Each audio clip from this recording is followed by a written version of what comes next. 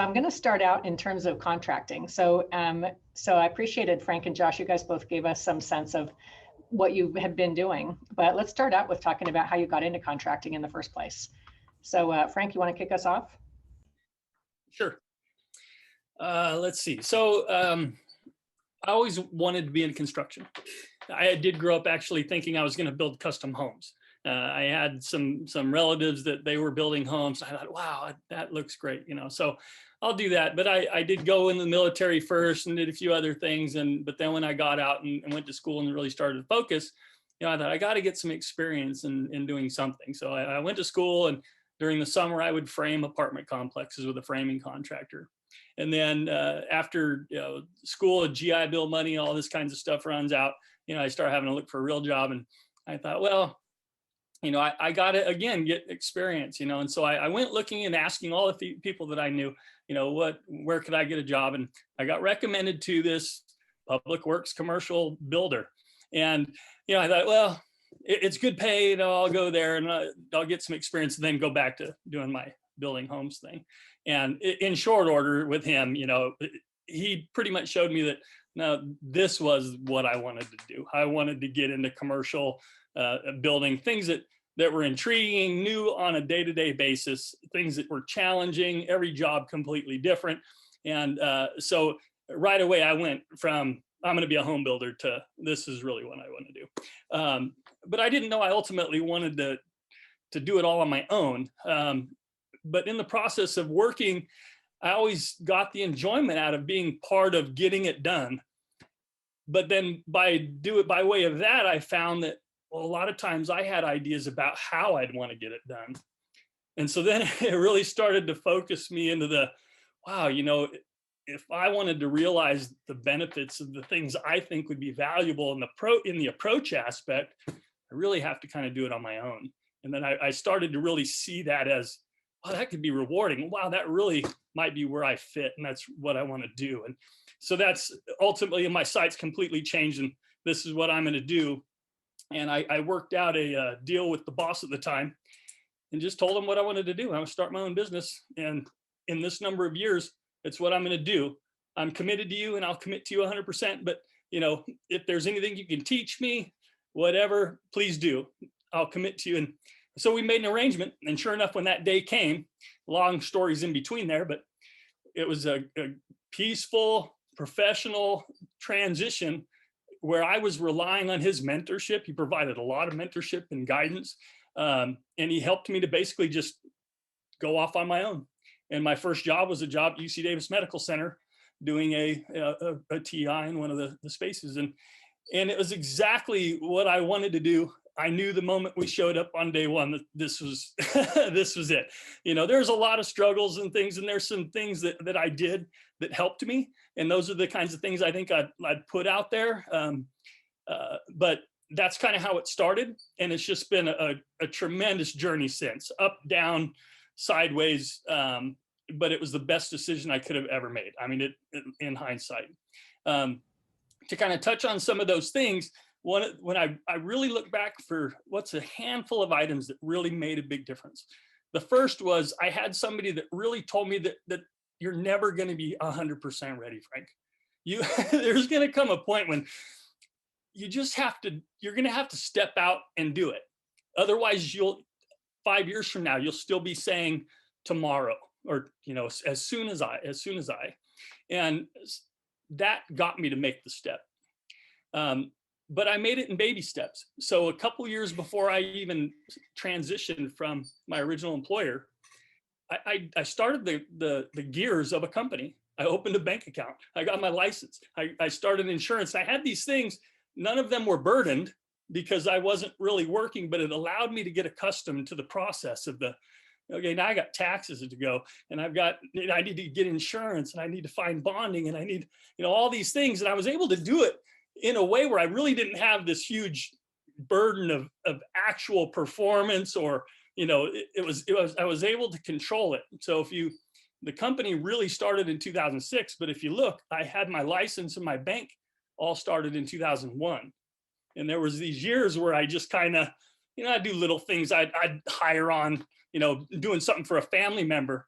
and I would treat it as though it was literally a business activity, you know, every single thing down to the T, as if it was a legitimate, well, we made it a legitimate, it was a legitimate activity. And it helped me. So when I took on that first job at the med center, which is fairly bureaucratic and, you know, a lot of onerous paperwork and process, I was more prepared for it. And so that it's never too early to really kind of start and know that you're never going to be 100% ready. Those are two really critical things for me in hindsight. Those are great advice. You know, it sounds like you definitely applied yourself to preparing. And the other thing I think I'm hearing you say is how much you like it. Oh, I love it. I feel like there's this amazing connection between liking what you do and being good at it. Yes. Like, I don't really know too many miserable people that are great at their jobs, and vice versa. You know, gotta like it. I get so much enjoyment out of the interaction. I mean, when you get done with a contract or a project, even if, you know, it was rocky, in fact, the rocky parts are what really make it's like the glue to the relationship. You know, everything we do is really relationship driven. Like, I am so committed to the person, the client, you know, it's a personal vested interest. And when we walk in and it's solutions instead of, you know, one of the phrases my guys get tired of me saying is, you know, the last thing you want to tell me on a job site is, well, I've been doing this for 20 years and I've never had to do it that way. It's like, I understand that, you know, but every day the environment changes and none of us knows everything. And what I need, like, as of right now, is the solution. Like, what are we going to do next? Not argue, you know, over why we shouldn't be here in the first place or whatever else. And it comes through in our performance. You know, I like the relationships I have with the clients, I really feel like they're more like friends than anything else, because we've been doing it together for so long, and it's there's always success at the end. And terrific. I love that part of it. I mean, it's just cool. Nothing could be more rewarding. Well, thank you. That's a great way to kick off. I'm going to ask Cindy next if you could introduce yourself, and what we're talking about is how you got into contracting. So if you could let us know who you are and how you got here, that would be cool. All right, great. Thanks. Sorry about the little Zoom glitch there. Technology, right? Yeah, I've been a contractor for, gosh, over 30 years now. Seems like yesterday, but started in ceramic tile, and I'll kind of incorporate my bio with how I got into construction. But I worked as a tile helper and a tile setter when I was in high school and a little bit in college for a relative. Got to know the trade and really enjoyed it.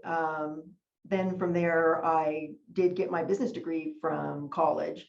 So once I graduated from college with a marketing degree, actually, I got into retail and thought, that's my passion. I want to do this. This is going to be great. And after about 3 or 4 years, realized, you know, I just really loved construction. That was just something that is a passion, right? So I was able to use my education in lieu of some of the years of experience to get my contractor's license. And I got the license in 1990 is when I started. And I had my ceramic tile business only for probably about 10 years or so. And then my industry started changing. And that's one thing about construction, because there's a lot of changes constantly happening. New products are coming out. You know, look how we're treating asbestos now. Well, that wasn't an issue 30 years ago. You didn't have to worry about the disposal of all the hazardous material and whatnot. The solar, right, that became something, right, that was added to, you know, a lot of the roofers have a solar component added to their license. Anyway, the tile started to kind of transition into doing slab countertops, solid surfaces. And that product, when it came on the market, it helped me to expand my business. And then I noticed that a lot of the flooring contractors, which is a C15, started to get their tile license, which is a C54, because lots of times you have tile on the floor, right? Well, flooring contractors couldn't do tile on the floor, and they still can if they only have a C15. So I was able to work with a person that had their C15 license, bring them on into my company, again, to get my experience. And he ended up going off a few years later, and I had enough experience to qualify to add that to my license. And so now I'm able to offer flooring, carpet, hardwood, vinyl, ceramic tile, solid surfaces. And then, of course, a recession hit. And then it's like, okay, now what are we going to do? Because I mainly work for the production home builders, and they weren't building houses. So again, I found somebody that I had gotten to network and gotten to know really well through the North State BIA, one of my home builders. He'd gotten laid off and he had a B license. And so I got him on board, and we were able to do a lot of those remodels that were popular. Blackstone bought a bunch of houses. They were hiring B contractors to refurbish them, and then they were having them out as rentals. And so after working with him for a few years, I was able to now qualify for a B license. I don't use my B license very often. I have on a couple of occasions when I've been able to build single family homes with some other people to partner up with. But yeah, so here it is over 30 years later, and I've been able to try to, kind of grow into different areas just by taking advantage of different opportunities, because you never know what it's going to throw at you, but you've got to be ready to make a switch to keep your business going and keep your employees working and whatnot. So that's where I am today. Thank you very much. Appreciate you sharing your odyssey. That's a few different steps. It's totally cool. And also 90, it's nice to see that 30 years later, here you are. Josh, how about telling us a little bit about how you got into contracting? Yeah, I'm probably, a lot of people have the same story. My dad was a general contractor, a small contractor. And so, when I was 14, I started working for him, during the summers, building custom homes. And, that really kicked off my love for it. Plus it was in the family. It's all we heard about. It's all we talked about, construction and building homes. And, and then that turned into working on our own house. And being from a contractor's family, the house is never really done, right? It's always some kind of project. And so, I got to be the one that kind of finished those projects. And, there's a lot of satisfaction in that.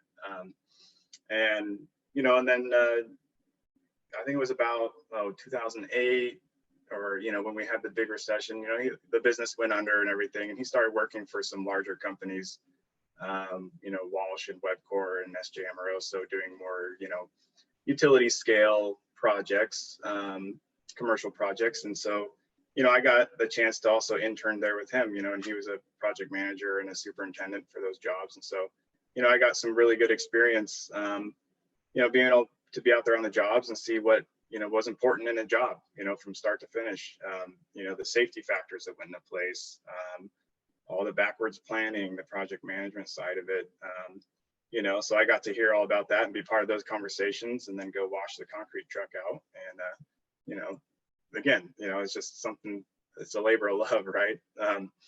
So I made some good contacts there, and then after that, I went and worked for a geotechnical engineering company, and I was a geotech for a couple of years, doing all the soil testing and compaction, density, and then supervising job sites when they're doing the pads and making sure their footings are properly compacted and retaining walls are properly benched and all that. So that was my first real experience of kind of getting to tell a contractor, you didn't meet compaction, you got to rip it up and dry it out and wait, and then have someone, I'm a kid, right? I'm like 17 years old, and I got this guy throwing his hat on the ground and screaming at me. And,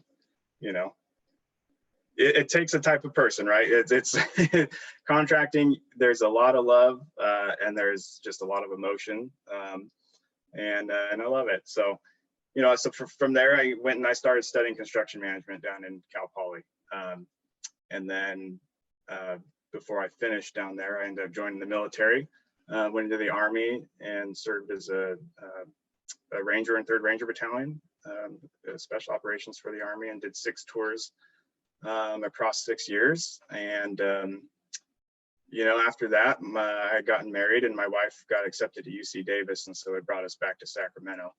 And so that's what I came here and I started a couple of companies, a handyman business, you know, fixing doorknobs for Remax. And I ended up building kind of a pretty good little book of business actually for Remax on their rental properties.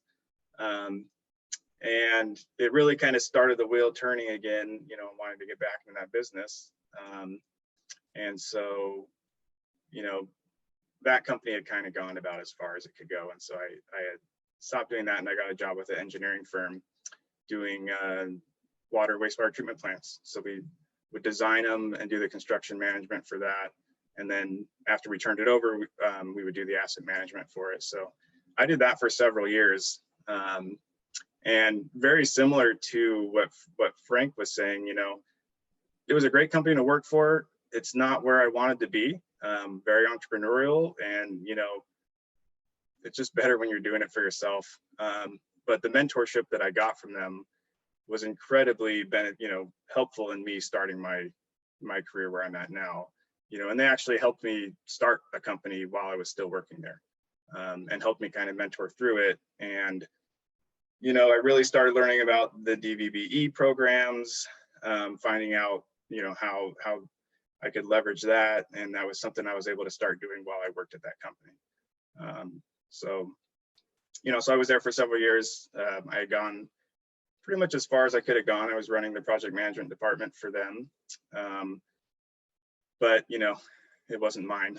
And very similar to kind of what Frank was saying too, you know, it's the fulfillment opportunity of starting something on your own is, you know, worth going for. So at that point I had made my jump and started Utilion.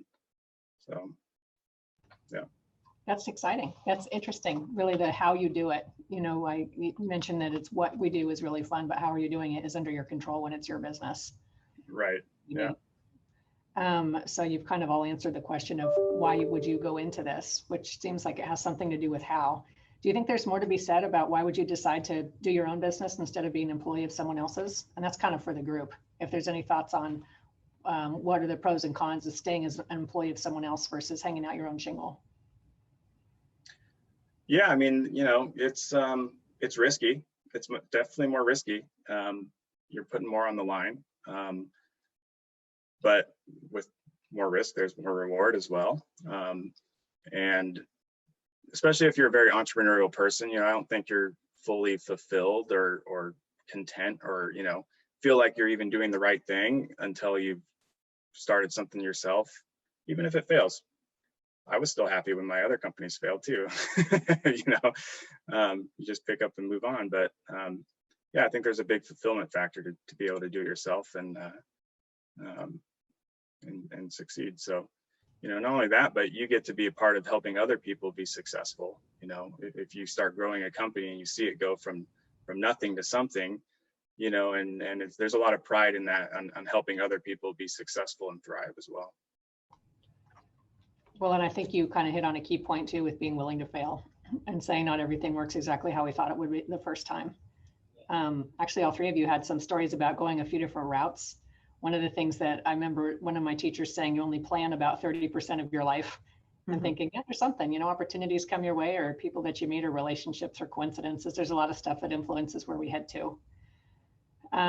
So one of the things that we are kind of focused on today is how to get more folks who may be, and Josh, you've talked a little bit about MWBE, but also women and minorities, folks that are sort of non-traditional contractors, to get into this line of work and get their licenses.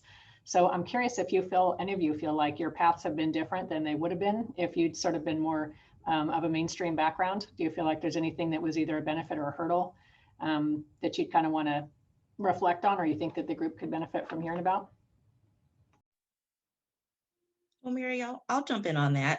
I mean, you know, clearly being a minority and a woman, it's difficult, you know, and in a traditional industry where it's primarily dominated with men, you know, there's a sense that you have to prove that you can do the job, that you're physically able, you're mentally able, you aren't overly emotional. And some of these things may sound, you know, a little silly in nature, but it's true. And, recently I completed a course with Cornell University. So there is a free course for women entrepreneurs. There's a bit of a wait list, but it's great because it addresses a lot of what you just mentioned. So it speaks to how women should show up and remain confident, because a lot of times we change, and maybe not purposefully, but we change our identities to what we think that audience may want to hear from us. Or we may come off as too passive or overly aggressive. And again, these aren't necessarily traits that every woman does, but these are challenges that we face, just so that we can, in this type of industry, be recognized. And so, I mean, I think that, the guys have even mentioned before that this is a personal venture. This is something where we feel that we can connect with our clients and make a change, make a difference. And so I think that being true to who you are and remembering your knowledge base, we're all here because we have talents to contribute. That will drive the type of customers that you want to deal with. So there was a lot of good information. I definitely took it to heart. And just in summary, yeah, there are different obstacles that women face, that minorities face, but we can overcome them. So don't let that be something that prohibits you from moving forward. It's a challenge just like anything else. And when you come out the other side, you feel definitely more rewarding for your clients and for yourself. So that's how it's been for me. It's an uphill climb, but we can do it. Yeah, I agree with that, Regina. Being a woman, yeah, there have been a few times where I've had, some men, I'll show up with some of my project managers and that male superintendent would rather direct his questions to them because he's assuming that I'm not going to know the answer, right? I even had one of them tell me, well, you know what, Cindy, I really don't want to say this twice, so I'll just wait till Bill comes back. I didn't take it to heart. I'm like, that's okay. You're old school. I get it. You don't know me well enough yet. So, time will tell. I'll prove myself to you. But there's also sometimes where it's an advantage, right? Because sometimes they'll say, well, you're a woman. Can you look at this? Because you're more detail oriented. So, pros and cons. Yeah, that's true. Pros and cons is a good way to say that. Josh or Frank, any thoughts on that topic? Yeah.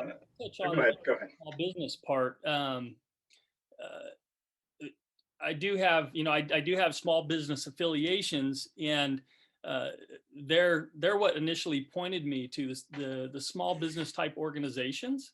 But I think it would have been nice, and I want to express it now that you don't necessarily have to fit into one of the categories to take advantage of some of these organizations, and they are a wealth of knowledge and training. And it was by way of going and meeting some of these organizations that I'd get invited to go to like leadership programs of the Cal Asian Chamber, or it'd go to some year-long thing and it participate in these classes, and you'd have mentorships, and all this stuff was basically free, and they would help you, ferret through the entangled bureaucracy of how to approach, say, a federal job. That was one of the big ones. I wanted to get into federal work, and it took almost 5 years to get to the point where I actually had my first federal job.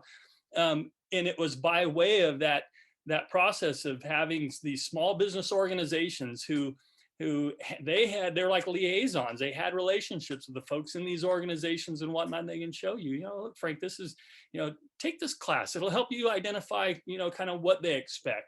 Take this thing here. You should be a part of this program and go through it. And each one of those things helped provide me with the tools that I needed to ultimately get to where I went. And they weren't only available to me because I was Filipino. It was ultimately anybody could have gone there. And I think that's probably one area that I think maybe is missing in the industry, is there's not a lot of like flag waving and arrow directional pointing to folks that also fall outside of all these little, identified branches. You can just be just a normal small business, and these places can help you. I mean, you qualify for a lot of the same courses and classes and mentorships and things like that. And that's really, I think, the small business community that's made up of all these different organizations like California Capital and with Sue Yi and the folks that they have. They offer so much information, so much guidance and mentoring and training that's open to all of us, and it's invaluable. That's a great point. So seeking out resources is something that we can all do, really, because there are a lot of resources. Any further thoughts on that, on the kind of upcoming piece? Mm-hmm. Yeah, I do too. You know, I certainly, you know, see and appreciate what Regina and Cindy had said too. You know, I mean, women in construction is probably one of the toughest minorities, I think, to be in. You know, being Hispanic, I feel like has not really, you know, hasn't been a big hindrance, and being a disabled veteran, I feel like has really helped me, you know, really. Sue Yi actually is on this call. She's the one that helped me get started. You know, I went to the Ptac for Sacramento, and they really help all minorities get, you know, tied into where they need to be, you know, and you meet the right people, because I didn't know. So, you know, the Ptac was a huge resource for me. You know, and again, I also think the times are changing a little bit. You know, I think women in construction is becoming way more promising, and I certainly will be someone that is part of that change. So, you know, I'm yeah, thank you. That's cool. Thank you guys. I have, you know, Teichert's pretty similar to our industry. We have about 33% women, but only 6% in operational jobs. So if you look at things like project managers, superintendents, estimators, only 6% women, which is average for our industry. And I think often about, there was a quote from Warren Buffett where he said part of the reason for his success is he only had to compete with half the population. And I think our industry is only tapping into 6% of women. I'm like, there's a lot of untapped talent of people that might be awesome in construction that are just not thinking of this line of work. And frankly, even the folks on the call, all of you had a connection somehow to wanting to be in construction, which I feel like is one of our basic hurdles, is trying to get people to even think about this as an option. So I think that's a cool perspective. So the other thing I kind of want to specifically ask Josh, but if any of the rest of you have questions, I'm interested too. So you had mentioned that you bought as well as started a business. And I'm wondering if you can talk a little about what the pros and cons are of starting it from scratch versus taking over a going concern. Yeah, so I started Utilion first. So I started that company. You know, and like I said, I was at least fortunate to be able to do it while I was working at another company. So, you know, the other two companies that I had started, you know, I didn't have a business background at that point. I didn't really know what was important. I didn't know how important having the right banking relationships and insurance relationships, you know, the surety relationships was, until I really started this, you know, new venture, you know, and really it was on day one when I stopped working at my engineering job and started this company. It was exciting. I was super excited to be doing it. And, you know, I had a business partner. So I did go out and look for a partner who would also be able to help add clout, right, to our company, and have some capital also that could help seed the company as well, so that it wasn't just me. And so, you know, so I went that route. So it took me about 8 months really of just constantly going to the Ptac Center in Sacramento and meeting with Sue Yi, going to all of those networking events. And it was exciting and thrilling to go to all these network events and meet new people, you know, but the pitfall to that was that it wasn't already there. You know, it is a significant amount of work to try and build something like that from nothing, and then tangibly turn it into capital, you know. And then when I did get a job, it didn't start for a while, right? So it took a significant amount of capital, you know, to keep it going. And so I tried to keep my costs low. You know, I only worked with consultants, or not consultants, but I would have other engineers or construction managers that were senior, who I knew had the experience to do the work when it came. So we didn't have to have the risk or, you know, constant kind of burden of payroll for a junior person. And then the training factor wasn't there either. So when I did start the consulting company, I really only sought out people that already were senior in that positions and knew what they were doing. You know, and I was able to manage the rest of the administrative stuff. So, so I kept it small. And then the SBA was also a really good help in helping us get, you know, our, you know, everything, you know, our business plans done, making sure we were connecting with the right people, and that our business plans and all of our projections were, you know, what the banks wanted to see and what insurance and sureties wanted to see. So, yeah, I mean, it was exciting. It was terrifying because it was just, you know, you just don't know if it's going to succeed or not. So, but ultimately doing the actual building of construction is what I ultimately loved and what I really wanted to get into. And so our CPA was really helpful in helping us find a company that we could purchase that had already been around, you know. So I don't know if you want to get into that yet, if you want me to go into that now, or. Well, let's pause for 1 second. We a couple of folks have talked about Ptac. Can you outline what Ptac is? Or I think there's some interest in that. Yeah, so Ptac, it's the Procurement Technical Assistance Center, is what it stands for. And it's their office, I think, is still located by Costco over off Exposition Way. But I mean, if you just search Ptac Sacramento, you'll find it. It'll come up. And really what it does is they help you, you know, really connected with a lot of the government contracting side of things. So for me, because I was a disabled veteran, I was really just focusing on those state and federal contracts because I felt like that's where my edge was. And turns out there are a lot of disabled veteran engineers out there. And that was another pitfall, actually. Maybe I should have researched that more before starting the consulting company. But anyways, we figured that one out along the way. So yeah, but Ptac is very helpful, and they do a lot of meetings there. You meet a lot of really great people from all across the industry. So I actually met subcontractors there that I still use today. So for, you know, framers and operating engineers. It's terrific. Yeah, it was really beneficial to meet a lot of those people as well.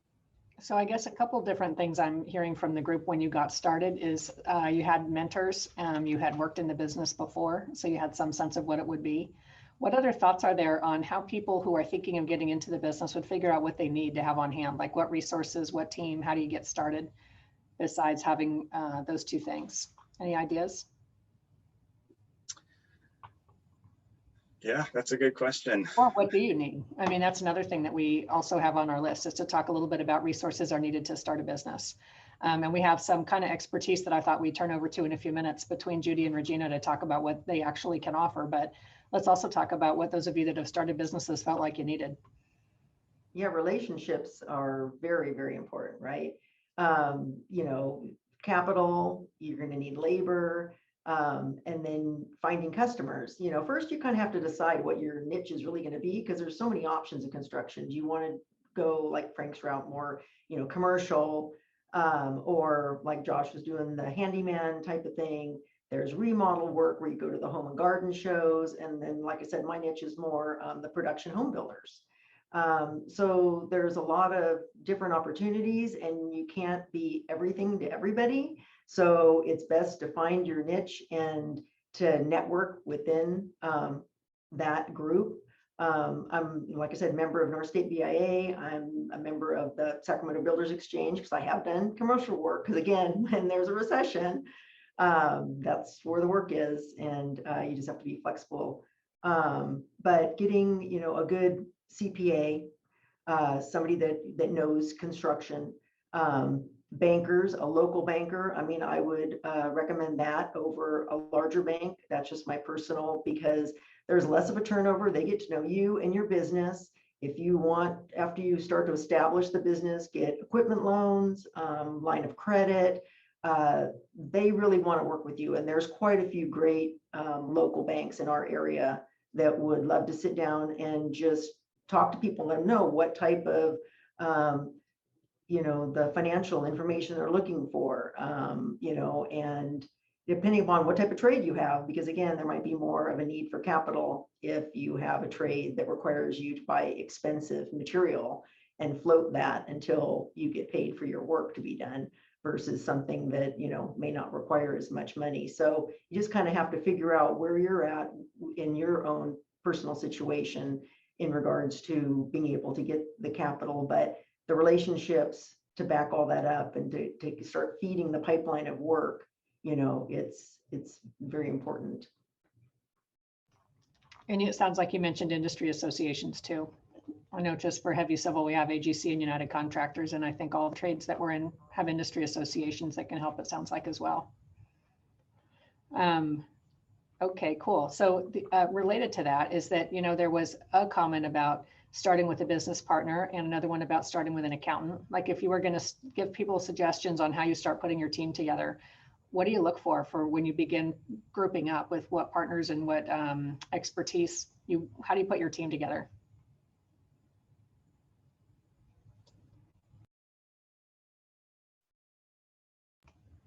And that's kind of an open question. Sounds like you, do you have a thought on that, Josh? I saw you unmute. Oh yeah, okay. Yeah, so the CPA, you know, or CPA is a big deal, right? You need to have somebody that's a CPA that's in the industry, you know, or maybe not even a CPA, but maybe at least someone who's maybe a part-time controller or somebody who really knows the business of construction and the accounting of construction. You know, they can really help you make sure you're looking at the right metrics, you know, and they can also really help advise you on, you know, what financial decisions it is that you need to make. I mean, it's critically important, especially even starting out. I mean, it's what helps you connect with the right bank. You know, when it comes to relationships, they probably know all the right banks who are going to be the right fit for your industry. You know, because, you know, like you said, they certainly want to help you succeed. And so you need to be able to have the right information to put in front of them, so they don't just kind of laugh you out the door.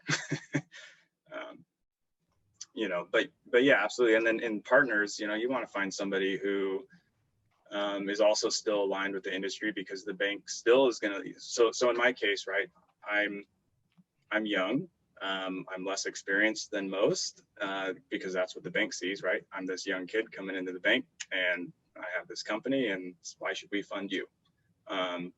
Well, because I have this bunch of experience and this really great partner who's got more capital and also more experience to kind of help coach me and mentor me, you know, into the future here, because I'm the future for this, right? And so kind of selling yourself to, you know, to that. So being young, that's really how I kind of approach that scenario. So it sounds like adding the expertise and credibility to your team is part of how you got the rest of the resources you needed. Frank or Cindy, do you guys have other thoughts on that? Well, you know, the SBA is an awesome resource, because I see somebody has a question asking about, you know, obtaining capital. They really work with you very well. I had gotten an SBA loan quite a few years ago for some equipment, and when I was just starting out, and they're a great resource. They can direct you. They have a lot of ways that they can help you finance parts of your business. So that's definitely somebody to talk to, and, you know, go to their website, look up information from them. But again, like I said, the banks also have, you know, information on different types of lending. And so it really is in your best interest to check out, you know, a few local banks. That makes sense. That's good. So, and it's also kind of a good question to Regina and Judy. So Regina, I guess before you get started, there was some interest in the class you had mentioned. I think it was at Cornell that you had done on women entrepreneurs. If you wouldn't mind telling what that name of that was. It sounds like there's some interest in that. Sure, and I actually can drop the link in the chat. But it's a woman and entrepreneurs certificate program. It lasts for 12 weeks with 6 courses.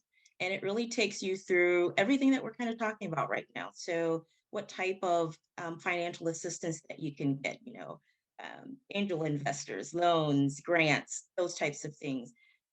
It talks about, you know, how you form your organization. Is it beneficial for you to be an LLC? Is it beneficial for you to be, incorporated?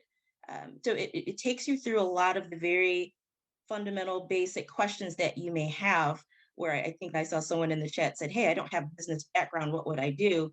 These types of courses are helpful to answer those questions and have access to a professor or industry educator who can answer those questions without it being in the course of your business.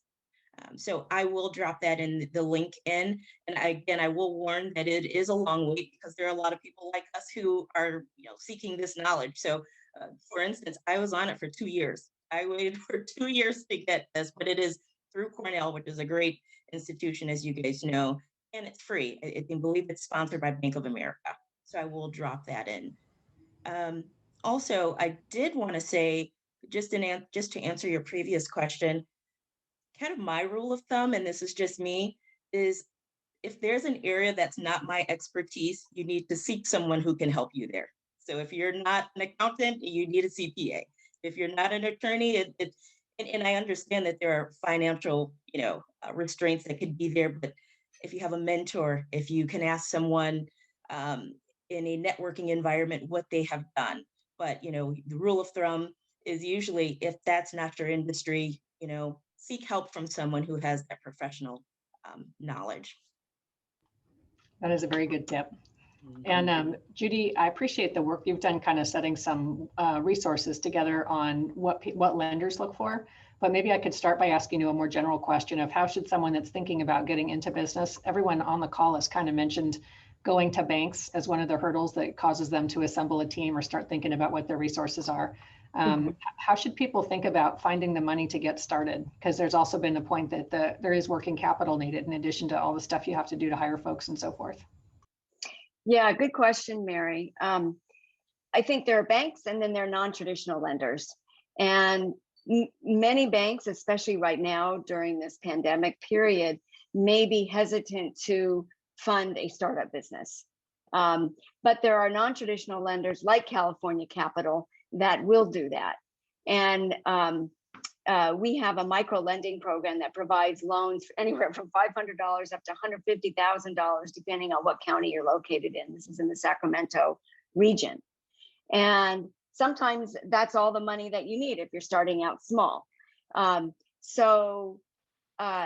The other thing is that California Capital has a state loan guarantee program. And this program really is for lenders, but what happens is that a business entrepreneur or owner will go to a bank to seek a loan. And if the bank for some reason feels like it's too risky a loan, they would come to California Capital to get that loan guaranteed. And so we offer an 80% guarantee or up to $1 million. And it's a win-win for both the bank and the borrower, the business owner, because the bank reduces or mitigates its risk and the borrower is able to obtain that loan. So California Capital administers that program. So there are different lending programs available. I think what really makes a difference is how prepared that business owner is. And like you've all said, Josh and Frank, you were great testimony to California Capital. I couldn't say it better in terms of the services that we provide to help small business owners become ready to apply for a loan. And that means we offer through their Women's Business Center, many courses, trainings, webinars that are all at no cost to a small business owner. And then we have the Ptac Center, which you've talked about, the Procurement Technical Assistance Center, that helps folks become certified and learn to contract with the federal or state governments. And then we have our Lending Center, which provides the micro and small business loan guarantees. And within the lending team, if we see somebody comes to us and registers to get a loan, they're not quite ready, we will refer them to our business counselors for one-on-one business consulting at the Women's Business Center. Again, that Women's Business Center is not just for women, it's for anybody in the community who's seeking assistance. And again, those services are at no cost. So we'll refer people out so that by the time they come to a lender, they're well prepared. Sounds like some great preparation they were able to help folks. Yeah. So Regina, I don't know. So it sounds like California Capital is specifically oriented towards people getting started. And I know yours also serves businesses that are kind of already going concerns. Have you worked with folks that are just getting going, Regina? And do you feel like there's any advice you would offer in terms of what they should consider on risk as people getting Absolutely. started? Yes, Mary. As you guys know, my what I do is insurance. So I'm risk management, claims management, loss control. And so I kind of heard Josh and Frank both state that when they were starting up, they made relationships with their insurance brokers, with their CPAs, and my business is no different. So what Assertive Risk Management does is we stand in the gap. So as was put in the comments, hey, I don't have a business background. What do I do next? Do I need insurance? What type of insurance do I need? Those are the things that will aid your business in the long run. So when you're dealing with clients, and if the worst thing happens, so I try to tell people, even though I'm smiling, I deal with those things that nobody wants to deal with, right? So if you have a third party that comes onto your job site and they slip and fall, those are things that you have to consider in your business. And if you're not properly insured, it could cost your bottom line. And if you're not able to financially handle that, it could close your shop. So we talk about those things. We strategize a insurance program. We talk about claims if you already have them. How do we reduce them? How do we lower it? I think everybody on this call understands that if you're bidding on a job, what's your experience mod rate? Are you guys safe? Employees safe? Are you somebody that I want to do business with? So those are all of the parts of the conversation that I have with existing businesses. For the business that are starting, it's building that safety net. How do you want to mitigate your risk? If you have, a bank account that's as big as the world, you still don't want to use that. You don't want your personal assets to become affected because you want your business to remain your business and not affect your home or your family. So that's a large part of what I do. Also strategize about loss control and how you move forward. So, it serves multiple purposes. It's building that relationship. I think we understand that everybody's out for business. When we deal with vendors that are necessary to further our businesses, they're in business too. So my job as a risk consultant is to make sure you're getting exactly what you need at this time. We know that funds are tight. We've talked about different lending opportunities. A lot of us on this call, including myself, we did what's called bootstrapping, so we've paid for our business as we go along. And so when you do that, you need to count every dollar and you need to be as careful and calculated as possible. So my business helps with that. We sit down, we talk about what your needs are if you're just starting, or if you're already existing, we talk about how we can further protect you. Maybe we build it out in a plan. Do you have claims? You don't have claims? Do you need loss control? Do you need access to those parties that you wouldn't normally have access to? I help to facilitate that for you. Seems like there's been a common theme that you don't have to know everything, but you do have to ask some good questions. That's You'll right, find Mary. someone that can help you get filled in on what